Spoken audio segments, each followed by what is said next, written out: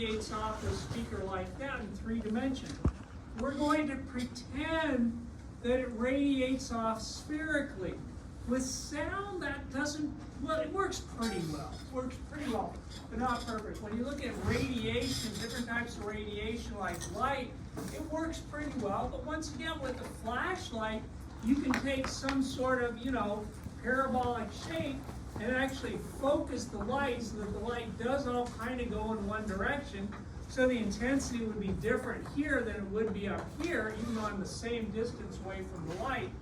We're going to pretend, just to make it easier to deal with, that the intensity radiates off spherically, which means the power radiates off spherically. The intensity is the power divided by the area. Like I said, the area is going to be the surface area of a sphere, P over 4 pi r squared. So that's really the idea you need to know to do anything you ever want to do with intensity. Okay, it really works out really kind of nicely. For example, if I have some sort of speaker, and once again, I'm going to pretend, even though I'm drawing it like a cone like this, I'm going to pretend that the sound radiates off spherically, so the sound goes off like this in all directions. And if I go a certain distance away, let me say this is 15 meters away, and let me say the power output is 3 watts. What's the intensity going to be at 15 meters? And you would say, well, the intensity is the power divided by the area that power spread out over. And you would say we're going to pretend that it always spreads out radially. Okay, so it's spread out over the surface of a sphere. So the intensity at the spot is going to be the power put out, which is 3 watts, divided by 4 times pi times radius, 15 meters squared like that. And I can type that out and I can get the intensity. The interesting thing is the units are watts per meter squared, so this is 3 divided by 4 divided by pi divided by 225 equals, and I get the intensity is something like 0.00106 watts per meter squared. It looks like small numbers, it really does, and I'll talk about that in a little bit.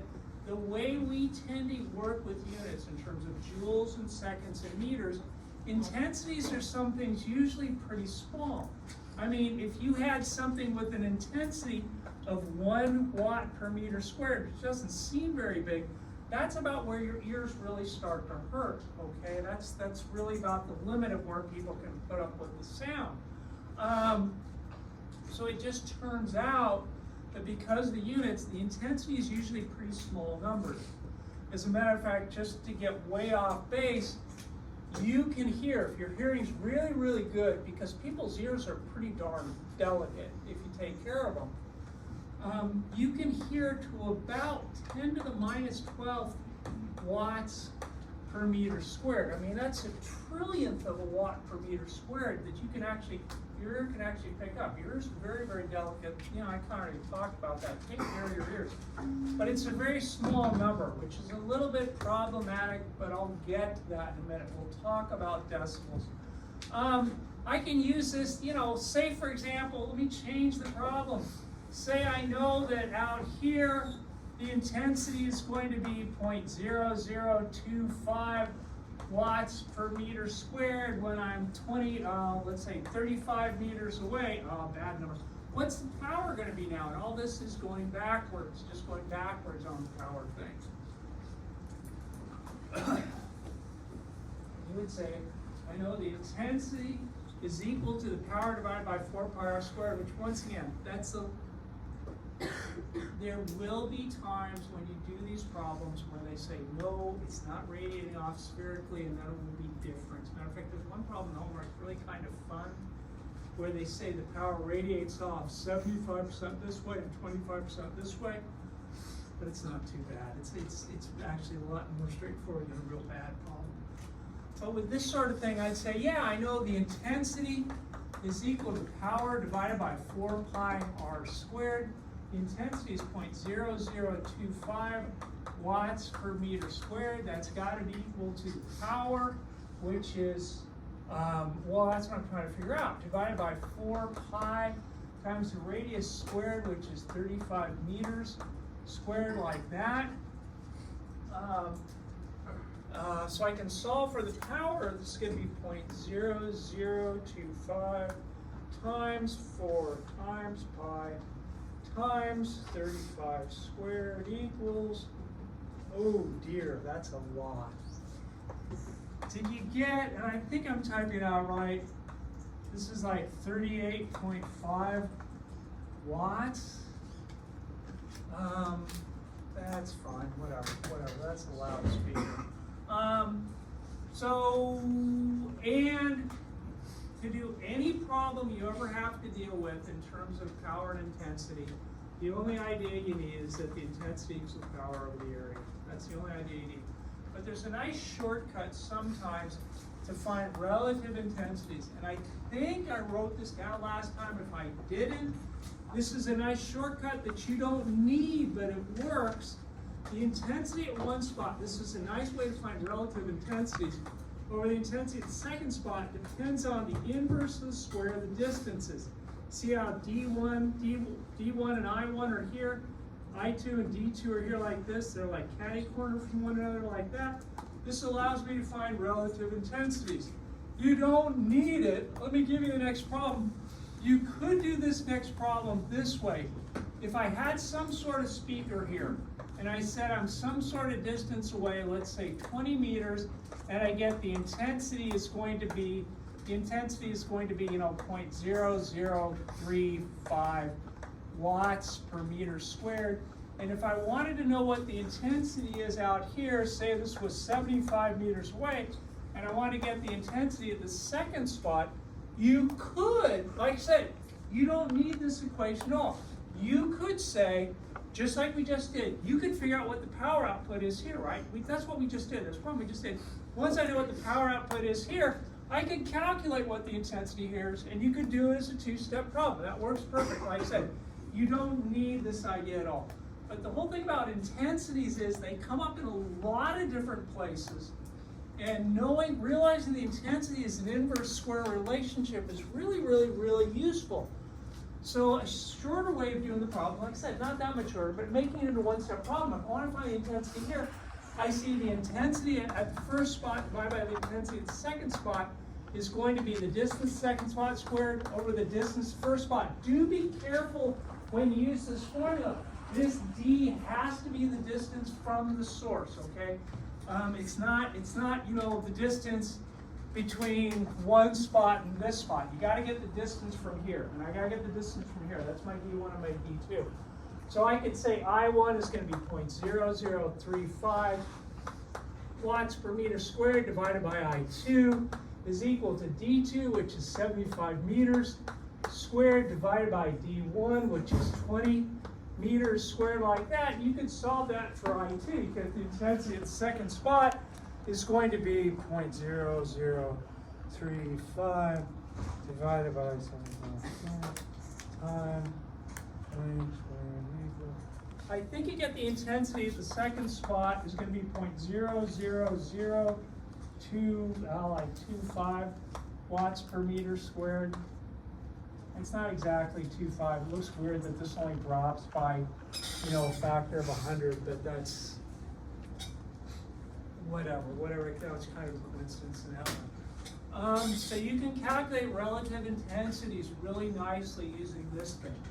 So the intensity thing is really, like I said, it's simple, but it's really nice because I could do this with like a light meter. If I had a perfectly dark room and I had some sort of light source, and I read the intensity on the light meter, and I move a distance away, I can calculate the intensity using this thing, okay? Or like I said, if you had a radioactive source, and if I'm reading a certain number of rems or whatever unit they're using now, radiation at some spot, if I move a distance away, I could find the radiation intensity using this equation also. So it's really very, very useful. The problem is that people don't like dealing with small numbers. Like I said, the bare limit of hearing is usually about 0.0056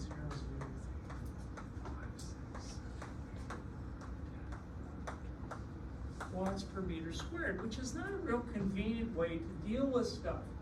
Even when you tell somebody, and I think I got the right number of zeros, even when you tell somebody The average person, yeah, this is 10 to the minus 12 watts per meter squared. Their eyes kind of glaze over the negative exponent. You know, what I could, so a bunch of engineers, and this was in the 1800s, I think, I'm not sure on the date, I'm really not.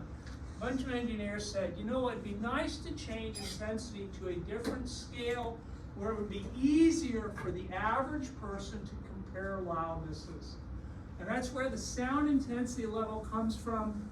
The sound intensity level is a very, very arbitrarily designed engineering thing to compare different sounds.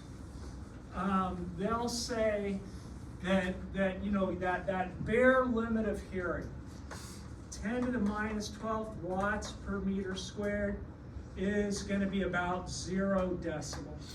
That's the unit they're going to use, is a decibel, which would be dB like that, so it'd be 0 decibels. Or like, say, you know, really like whispering conversation would be like 10 to the minus 9th watts per meter squared. And they'd say that's going to be about 30 decibels. And you could go all the way up to, you know, where your ears are about to hurt, which is about 1 watt per meter squared. That's going to be about 120 decibels. So they designed a scale so that people could just look at these whole numbers, and it's just easier for different people to compare. I don't know why it was done, but it's done that way. Okay, it's just easier to compare whole numbers like that. And they came up with an equation which looks very arbitrary, and yes it is, that the sound intensity level is 10, there has to be a factor of 10 in front to keep these nice numbers like that, 10 decibels times the log base 10 of whatever your intensity is, divided by the reference intensity. And like I said, the reference intensity just coincidentally, this just works out mathematically really well, is about the same as the limit of somebody's hearing. That's 10 to the minus 12 watts per meter squared. And I would give you this equation. Don't expect to memorize anything. Very, very arbitrary. It was just something that a couple people just created so that they get nice numbers for the sound intensity level. Okay? The thing about this is, since it is a log equation, there is not a linear relationship between different intensities. Intensities were really nice, right? I mean, I can find relative intensities really nicely. If I have intensities add really nicely. If I had one speaker here, and I'm a distance away, and the intensity, the sound intensity level is 0.02 watts per meter squared. If I put an identical speaker right next to it, the sound intensity level would be 2 times that. If I had 5 speakers right here, if I had 5 identical speakers in the same place, the sound intensity goes up linearly, okay? It's really, really nice. The sound intensity, just the intensity is really nice. Sound intensity levels is very, very, very nonlinear. It's a real pain to deal with. If you look it up in the European textbooks, they'll actually serve up a bunch of formulas for dealing with sound level intensities. We just don't do that. You don't have to. And actually, just the math's fun if you don't. Real quick one.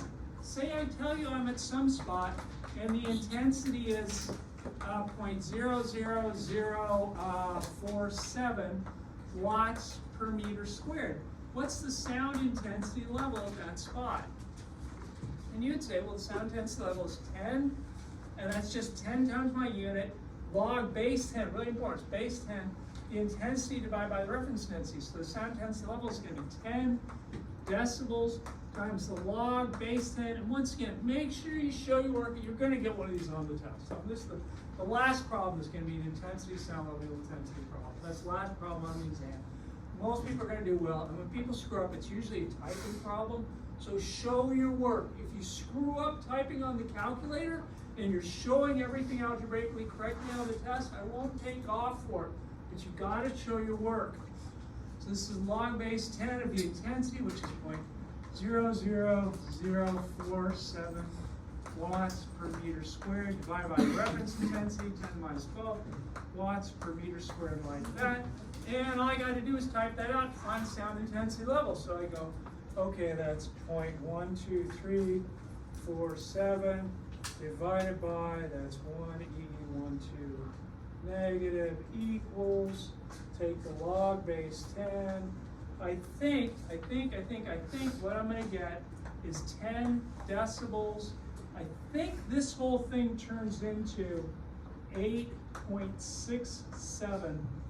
And once again, if you look at the units, the watts per meter squared cancel out. Makes sense. You can only take the log of a pure number. So I think this comes out to 8.67. When I multiply it by 10, it's 86.7 decibels. And nobody ever has any problem changing in intensity. Like I said, people will screw up on the typing thing, and that's kind of like, but that's fine. That's just be careful. Going the other way is a little bit more interesting. Say I'm at some spot, and I say, at this spot, I know the sound intensity level is 63 decibels. What's the intensity that corresponds to 63 decibels? And it's really just solving a log equation, which you guys have done a bunch of times in your algebra class. You would say, in this case, I know the sound intensity level is 63 decibels. That's got to be equal to 10 decibels, just putting in the equation. Log base 10 of the intensity, this is what I'm trying to figure out, divided by my reference intensity, watts per meter squared like that. And you could solve that. And just as when you solve an exponential equation, you would say, I want to get the log function all by itself first. You can do this differently, but man, if I get rid of this junk here, it makes it so much easier to deal with. So I divide both sides by 10 decibels. When I divide this by 10 decibels, the units pretty obviously cancel out, and I get 6.3 is equal to log base 10 of the intensity divided by 10 to the minus 12th watts per meter squared. Okay, so how do I finish that thing? One of the things you guys did in your algebra class, I'm just reminding you stuff you've seen a billion times, is the log base A of B equals to X. What that means is this base raised to this power is this stuff inside here. So this means the same thing as A, the base raised to that power equals this thing. So I can say that this base raised to this power equals this stuff inside here. 10 to the 6.3 equals I over 10 to the minus 12th watts per meter squared like that. Okay? And you could cross multiply and solve this, however the heck you want to do this. Keep in mind, you guys know that when you multiply together like bases, you just add the exponents, right? So I get the intensity is equal to, this is 10 to the 6.3 times 10 to the minus 12 watts per meter squared. Minus 12 plus 6.3 is, I think, minus 5.7, I think. So I think you're going to get I is 10 to the minus 5.7 watts per meter squared. And I can change that into, if you leave it like that on the test, that's fine. But a lot of people don't like that. They'll go 10 y dx 5.7 negative equals. So this number, you could leave it like this, or you could write it as 0.123451995 watts per meter squared. Like I said, one of the problems, or obviously you could write this 1.995 times 10 to the minus 6th or something like that. You could write it like this. 995 times 10 to the minus, I think it's 6, right? 1, 2, 3, 4, 5, yeah, 6 watts per meter squared. Like I said, the fun thing about dealing with intensity is they usually wind up, in the units that we're dealing with, they usually wind up in something really pretty small. So you guys can go back and forth between intensity and sound intensity levels. And god dang, I wish more. And you can go back and forth to different intensities. So problem you'll get on the exam will be something like this. And I'll give you this formula. Don't memorize that formula. It's nice for you to remember. I can't remember it, but it's just, I give you that. That'll be on the test for sure. And yeah, you're going to get something like this. say I have some sort of speaker like this, and let me say I go out here 85 meters from the speaker, and I see the intensity out here, the sound intensity level. The sound intensity level out here is going to be, let's say, 45 decibels. Okay, it's 45 decibels out there. What's the sound intensity level at 20 meters?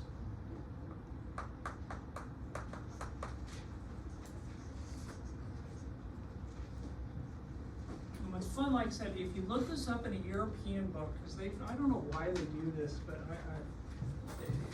this isn't universal, but a lot of European books, they'll actually devise a set of formulas to solve these directly, which is fine, but the sound intensity, like I said, it's the intensity stuff's the important thing. I don't, that's whatever. And what you would do is keep in mind, the problem with the sound intensity level, the SIL, the decibels, is that I don't have any way to deal with changing that very well, but I can work with intensities. I know a lot of equations relate intensities.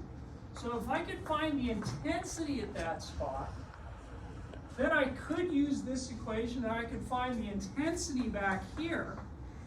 And once I get the intensity here, I can find the sound intensity level. So I want to find the intensity of the first spot. This is a three-part problem.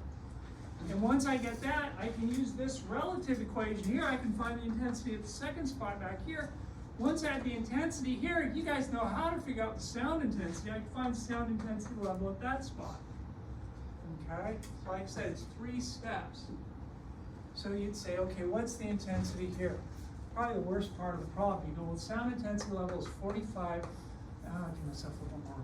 It's going to be 45 decibels. That's got to be equal to 10 decibels, just using the equation terms, a log base 10 of the intensity of that first spot divided by the reference intensity, watts per meter squared, like that. So I can solve this. I can solve for I1. I divide the 10 decibels out. I get 4.5 is equal to the log base 10 of I over 10 to the minus 12 watts per meter squared. I can say, I know what that means. This base raised to this power equals this stuff inside here. So 10 to the 4.5 is going to be equal to I over, this is 10 to the minus 12 watts per meter squared. And now I can say, okay, to solve for the intensity, like I said, this is the intensity of the first spot.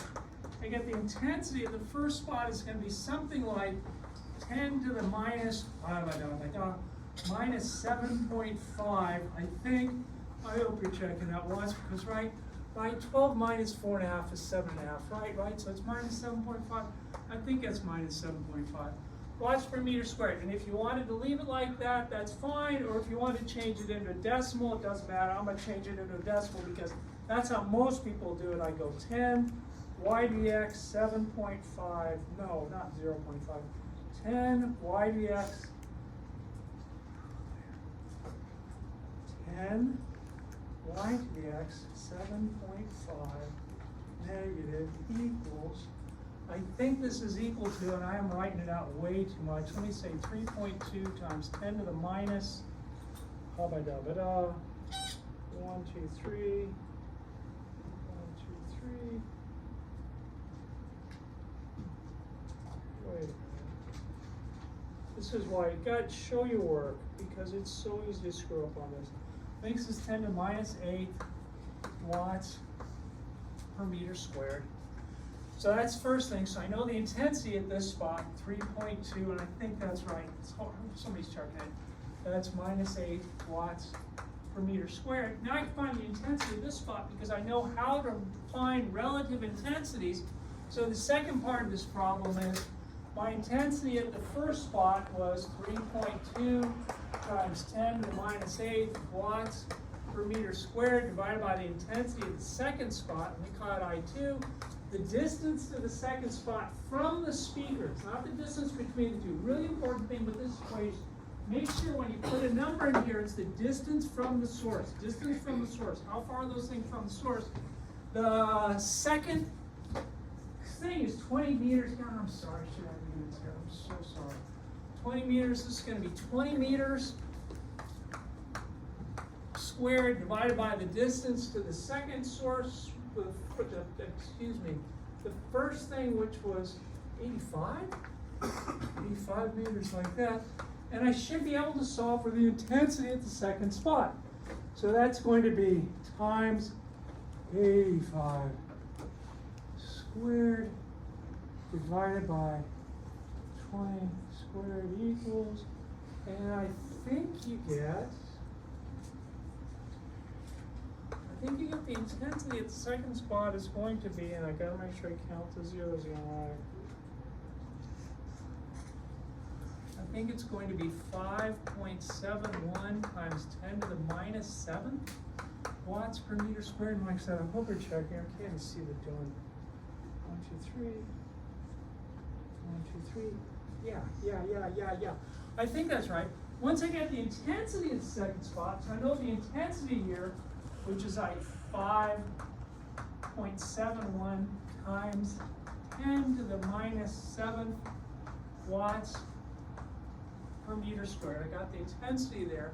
I can find the sound intensity level, because I'd say the sound intensity level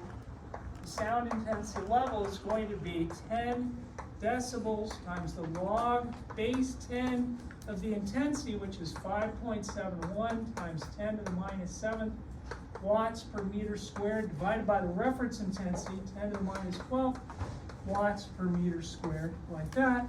And I can just simplify that thing. So I divide by 1, E1, 2, negative equals, and I take the log base 10. I think this thing turns into like, how about 5.7. So I think the sound intensity level is going to be like 57.6 decibels at that spot.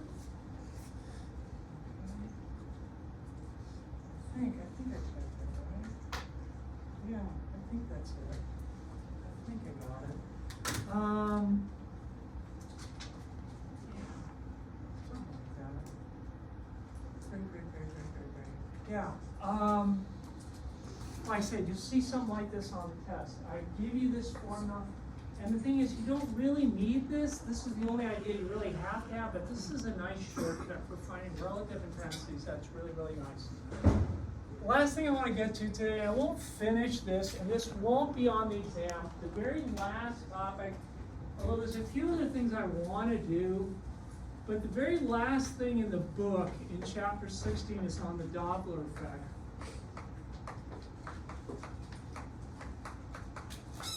Okay, this is something that you've all heard before.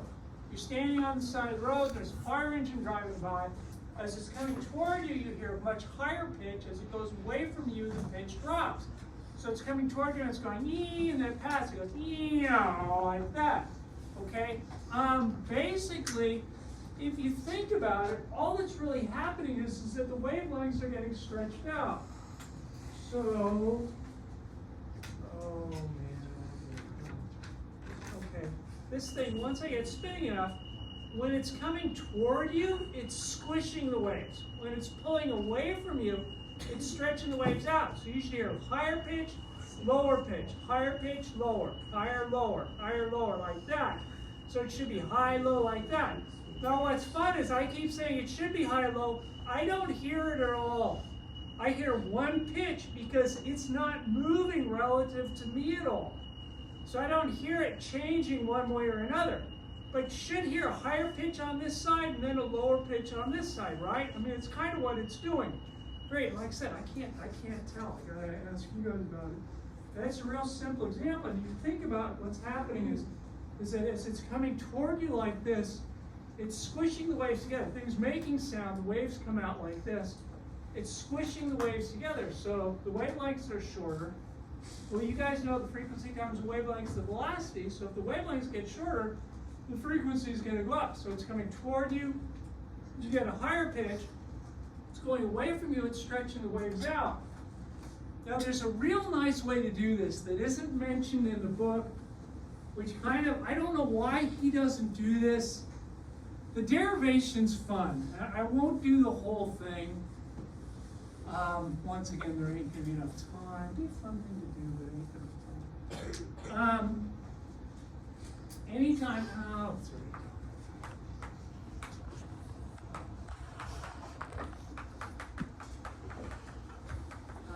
Anytime you do any sort of Doppler problem, the sound, okay, because sound's a fairly slow speed. You can say that the frequency heard by the observer is equal to the frequency of the source times v is the speed of sound of material, v is the speed of sound of material. This is how fast the observer is moving, this is how fast source is moving. On top, I got a plus or minus. On the bottom, I got a minus plus. The sign rule is tops if toward, bottoms away. Don't memorize this equation. I give this to you, like I said, deriving it is really, really kind of fun. What I'm going to do is I'm going to try to justify it a little bit, and then just start using this to solve problems. Because once you get comfortable with using this thing, it's really, really easy. The only thing people ever screw up on are the signs. But the problem comes in when you have to deal with reflections, which I probably won't do today, but I'll see. I'll see how far I get with this. So anyways, like I said, that's really what you want to use. But I want to try to justify it a little bit. I got some sort of, what would be a good way to do this first?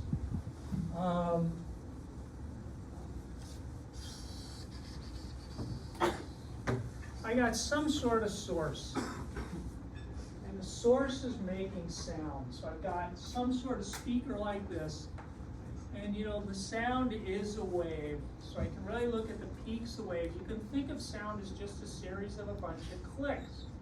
The faster the clicks come together, the higher the pitch is. So I got this thing emitting sound like this. Here's one wave, here's the next wave, here's the next wave, and the wave travels toward the observer down here. I got some sort of person that's listening to it, and this would be the observer. That'd be the observer listening to it. And at this point, when this isn't moving at all, this is putting out some sort of wave with some sort of wavelength. And that would be the wavelength put out by the source. Remember, we use lambda for the wavelength. And if nothing's going on with moving between these two, that's the length of the wave that this person is going to hear, which really you translate into a frequency. The wavelength wouldn't change. But say I start moving the source. Say I say the source has a velocity. Okay, the source is going to start moving. So the source starts moving like this. What happens to that wavelength? The wavelength gets shrunk. Right? If I have some click coming off of this thing, and if I start running after the clicks, the distance between the clicks becomes less. Okay? So this is the frequency of the source. But the frequency heard by the observer, the wave, let me deal with this in terms of wavelength, and then we'll get to frequencies. The wavelength seen by the observer will be the wavelength put out by the source, but shrunk by some velocity of the source times the period of the source. Okay, that'll be how much it shrinks. And if you think about really what's going on, this moves a certain distance in one period of just the velocity of the source times the period of the source. I would just shrink that thing like this. Instead of it being the original wavelength long, I shrank it a little bit because now it's going to be another click right here, and it shrank the distance. You know, if it stayed back here, I'd get the same wavelength, but now I'm shrinking this distance, so the wavelength would change. Which is actually a perfectly valid formula, but nobody ever deals with this in terms of wavelengths. You got to think, okay, for any sort of wave, the frequency times the wavelength is going to be equal to velocity. So the wavelength is going to be equal to the velocity divided by the frequency. So the wavelength of the source is going to be equal to the velocity divided by the frequency of the source. The wavelength of the observer is going to be the velocity divided by the frequency of the observer. So I could rewrite this as the velocity. Like I said, this is perfectly fine. It's just totally impractical as far as dealing with problems. I'm going to rewrite this as v divided by the frequency of the observer equals, this is v divided by the frequency of the source minus the velocity of the source. That's how fast the source is moving. And you would say, well, the period's just 1 over the frequency, so this is the same as 1 over the frequency of the source. So that's just divided by the frequency of the source like that. Okay? I can clean this up a little bit. I get the velocity divided by the frequency observer is v minus the velocity of the source divided by the frequency of the source. If I flip both sides, I get the frequency of the observer divided by v equals the frequency of the source divided by v minus the velocity of the source. If I multiply both sides by this v, I get the frequency of the observer is equal to the frequency of the source times, this would be the velocity over the velocity minus the velocity of the source. Okay, if I look back at that original equation, this thing I gave you, remember, my observer isn't moving at all, so this is going to be 0. So I don't have to worry about this. It's moving toward the observer, so I use the top sign for the velocity of the source, and yeah, that's exactly what it turns out to be. You know, this was like my velocity, my observer, that wasn't there at all, so that term's gone. Once again, to show this whole thing in general is a little bit of a mess. The book doesn't do it, but this is a real nice way to do any Doppler product we're going to have to deal with. So that was if the source is moving. What's weird is if you move the observer, you change kind of what you're looking at. Say I've got some source that's fixed, and I'm not even going to try to do both of them moving, but say I got some source that's fixed. I got some sort of a source back here, and it's putting out some sort of frequency. It puts out some sort of frequency. I got this sound coming, and there would be some sort of frequency of the source, and this thing back here, the person hearing it, let me say the person hearing it, listening, is actually moving toward them with some velocity. Let me say that's the velocity of the observer. Well, instead of just hearing the frequency put out by the source, since they're hitting these clicks over time, and this is really weird that when I was looking at the source, I thought of it in terms of wavelengths. When I'm doing it for the observer, I'm looking at it in terms of frequency. You actually could do both of them both ways, but I think this works out easier this way. If I look at the frequency of the source when the observer's moving, and I deal with this as a frequency problem, so this would be the frequency put out by the source, but then I say, wait a minute, since this is moving, I'll actually hear more clicks. If I just stood there, that's the frequency I hear, but since I'm moving this way, I've got to actually hear more clicks. So the frequency heard by the observer is going to be the frequency of the source plus a certain number of clicks, and that's going to depend on the velocity of the observer divided by the wavelength of the source. I think. Yeah. Let's see how it works out. I think that's right. Yeah. Because this was the original if I just stood there, that's the frequency I'd hear, but I'm actually hearing clicks more rapidly because I'm moving toward it, and I'm actually hitting the clicks as I move this way. So I think it's going to work.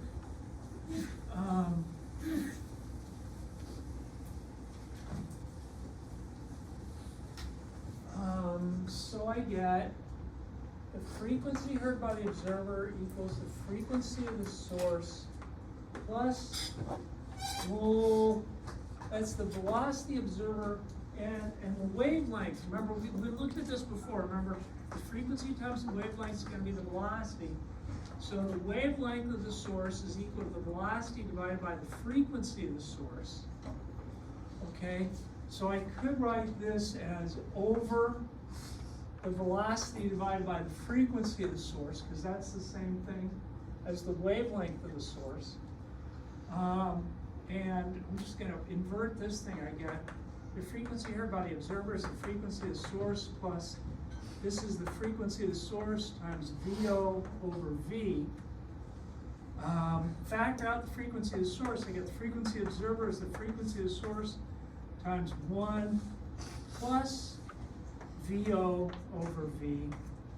And I could, to make it look like that thing, I'm going to break this, make this into one fraction.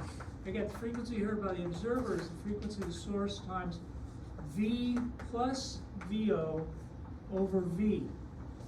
And now this, once again, this should make sense. Frequency heard by the observer equals this thing. If I go back here and if I say, you know what, the source isn't moving, that means this is 0. And if the observer is moving toward, the top sign for the observer is plus, so it should be the speed of sound of material plus the velocity of the observer divided by just, well, this is 0, so it would just be the speed of sound of the material. And yeah, this does fit it, that does work. I have asked people to do those on the final exam, sometimes with a lot of hints. Like I said, showing this thing in general is really uncomfortable. But it works. It works, unless you have to do a reflection. Reflection's really not that bad. We'll talk about that. I won't get to it today. Let me do some simple Doppler problems. Say, for example, and it's everybody gets them right. Everybody always gets them right. The only thing that people ever screw up on a Doppler problem is a mess up with the signs. So you gotta be careful about the signs. You gotta be tops if I'm moving toward, bottoms if I'm moving away. The other thing that they'll screw up on is when you get a reflection. Because when you get a reflection, you're going to have to do the Doppler effect twice. But I doubt I'm going to get to that today. Say I got some sort of car with a horn like this. And let me say this thing is moving at, let me say the velocity, and that's the source. This thing is moving at, let's say, 60 meters per second. And let me say I got somebody on a motorcycle here, or a fast bicyclist, or whatever the heck. And let me say this person is moving at, let's say, 90 meters per second, which is pretty quick. Say this thing has a horn, and let me say the frequency that's put out by the horn, which is the same frequency that these people would hear because they're not moving relative to this thing. Say the frequency is going to be 4,000 hertz, something like that. What's the frequency that the motorcycle or the bicyclist would hear? Now, like I said, all you got to do is plug in that equation and just be careful about the signs.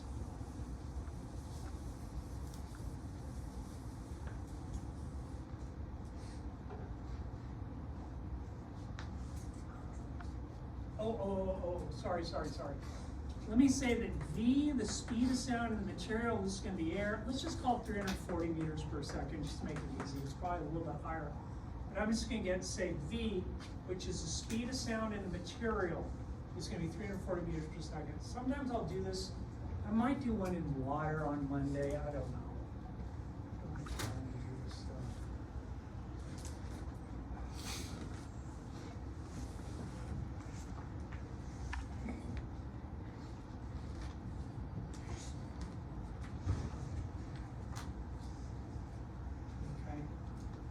You would say the frequency heard by the observer is going to be equal to the frequency of the source, which is 4,000 hertz, or 1 over second, times V is the speed of sound of the material. That's a constant in the material. That's 340 meters per second. 340 meters per second. This is how fast the observer is going, and the observer is going 90 meters per second. This is how fast the source that is making the sound is going. That's 60 meters per second. Now I got to decide on the sign. Okay, I use the top sign of toward. Whether or not this other jump thing is catching this, whether or not it's catching it, is it moving, is it pointed toward the source?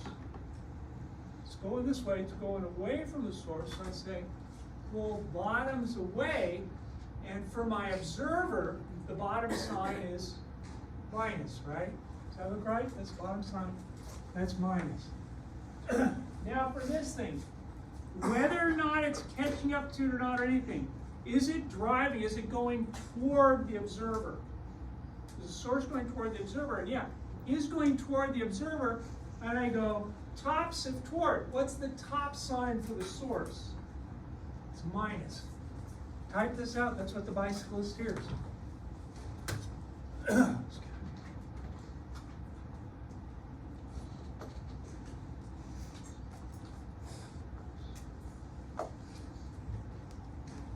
get something like the frequencies can be 3, 5, 7, 1.4, whatever hertz, something like that. Okay, but it should make sense. A bicyclist is getting waves, kind of stretching out the wavelengths, so it would be a lower pitch. The bicyclist would actually hear a lower pitch. And you know, I don't have any time. I'm going to do some more of this next time. I don't have time for reflections. And I'm not going to justify this thing completely. I give